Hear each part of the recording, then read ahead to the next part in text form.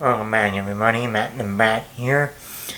On Thursday, Thursday night, I packed all my shit up for Athens for my sister's wedding. And I was like, you know what? Everybody's already in Athens. Family's already in Athens. Thursday night, a little cloudy.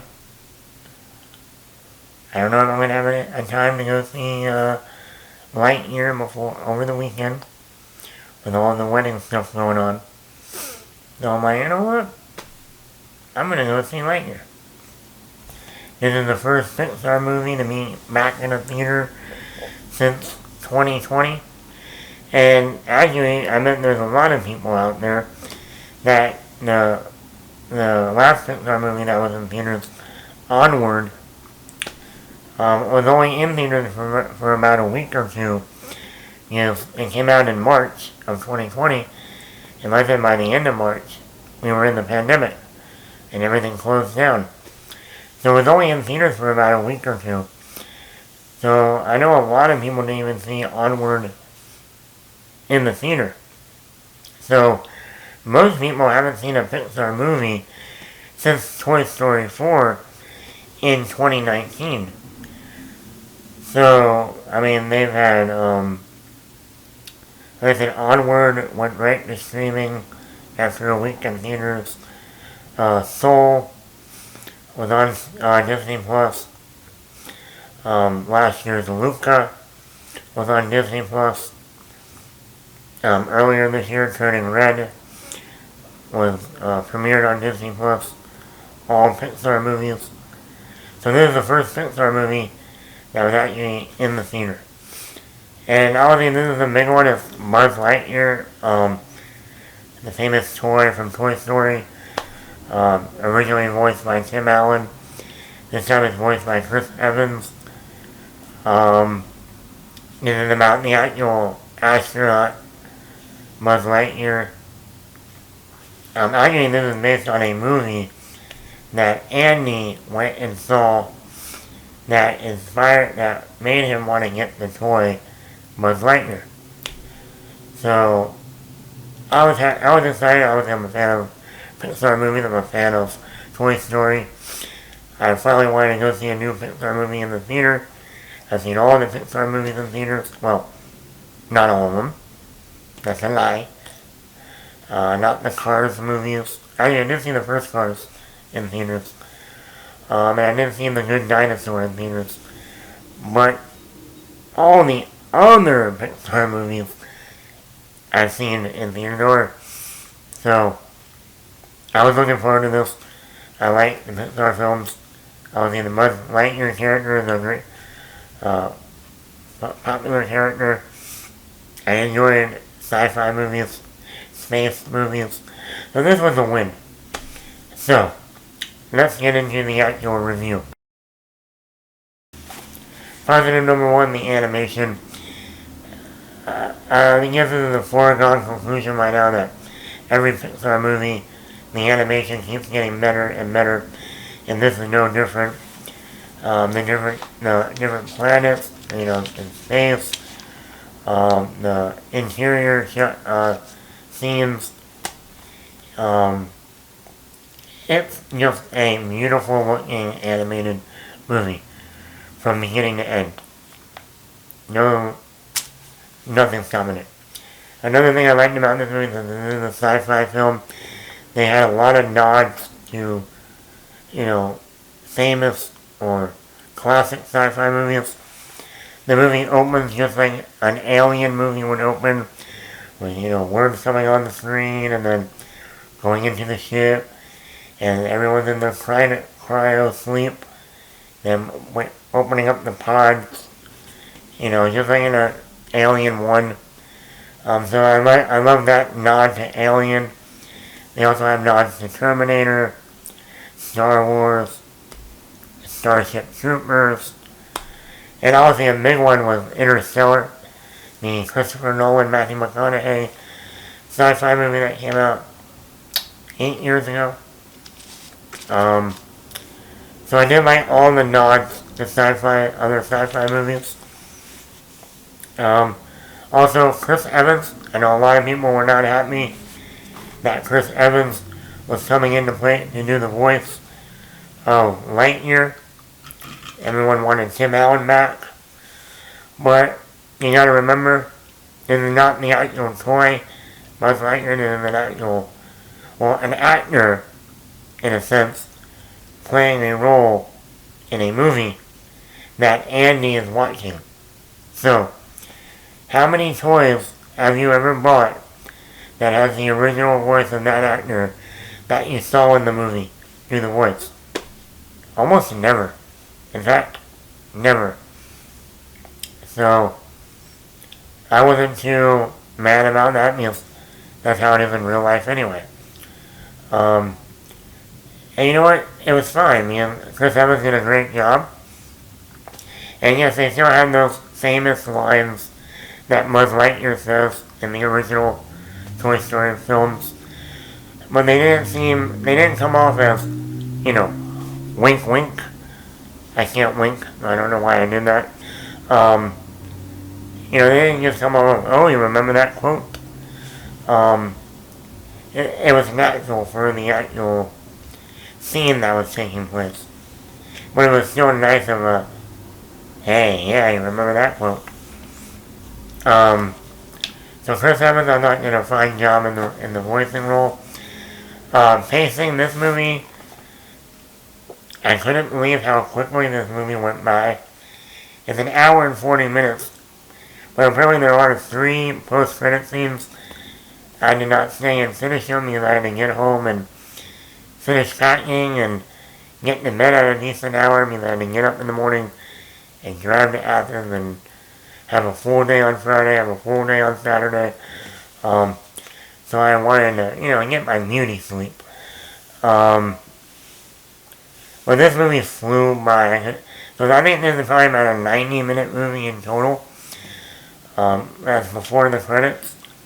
And like I said, it might be one of the quickest Pixar movies I have seen in a while. I mean, this movie just, as soon as it starts, it just goes. Goes. Until the end. So that was a nice thing too, is like, if you're looking for something short and sweet, 90-minute movie, this is not a bad option. The action. Not that many Pixar movies that really deal with action. Obviously, The Incredibles is the main one that people think of. And I have to say, the action in this movie is really good. There's a lot of standout scenes in the movie. And I thought they did a great job. And last but not least is the character of Socks the cat. Now this is the biggest highlight of the movie. This character steals the entire movie, even from Buzz Lightyear himself. I can tell you, during the holidays, this is the toy that everyone's going to be buying for their kids. The only thing that doesn't make any sense now, and I don't know why Pixar didn't think about this beforehand, but I'm going to get into that into my negatives, but the actual character is a great character, hilarious. I don't even like cats, and I enjoy this cat. So, number 1, the third act is really rushed. We have a little bit of a twist reveal in the third act, and I don't think they really even explain that well. I don't know if it was me, not in terms of the actual twist, but it kind of reminded me of Lost in Space, the 1998 movie with the late William Hurt and Jared Harris, Gary Oldman. If you've seen that movie and then you see Buzz Lightyear, and you see the twist, you might, at least that's what I was thinking. That's the movie, that's the sci-fi film that came into my mind. Some even thought a little bit of a Back to the Future vibe to it. But even though the third act in general kind of goes by so quickly that I think it needed a little bit more time to flesh out some stuff that's revealed. Plus, they have a lot of action, but maybe, pace that out a little bit better. Like I said, for only a 90-minute movie, you should have, spent a little bit more time in the third act. That's just my opinion. Side characters. There's a few side characters in this movie that help Lightyear out, especially in the second and third act. Other than for the first character that's in the first act, the new side characters we get introduced to in the second and third act, I think I wish they developed them a little bit more. I think they were just one note. Like, okay, this person does this person's background is this, and that's all. And I'm like, I think you gotta, flesh them out a little bit more. If we can have Toy Story movies that have so many Toy Story characters and flesh them out, I think you can flesh out these 2 or 3 other new characters in this one movie. But that's just my opinion.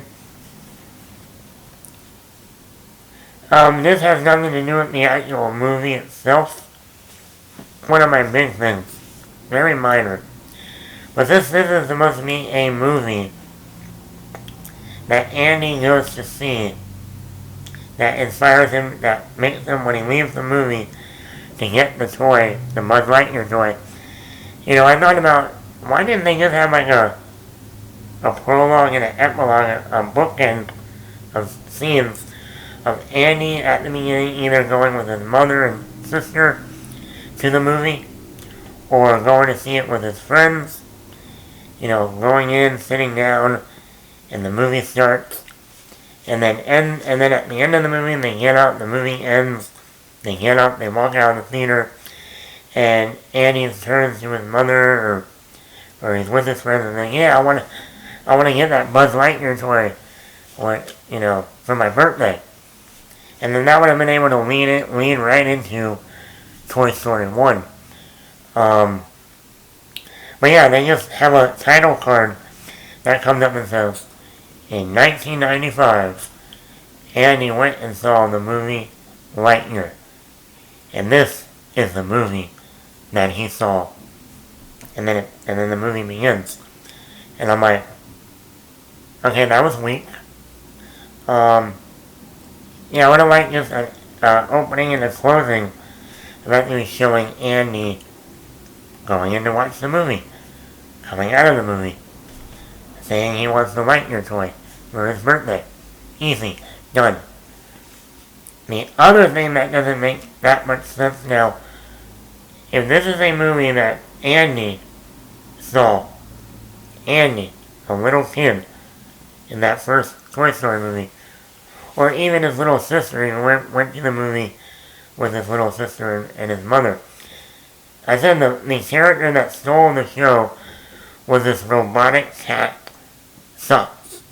Now, explain to me, if this is a movie that Andy and either his mother and sister or his friends saw in the theater, don't you think that somebody, anybody, would have owned the Socks robotic toy in the Toy Story universe?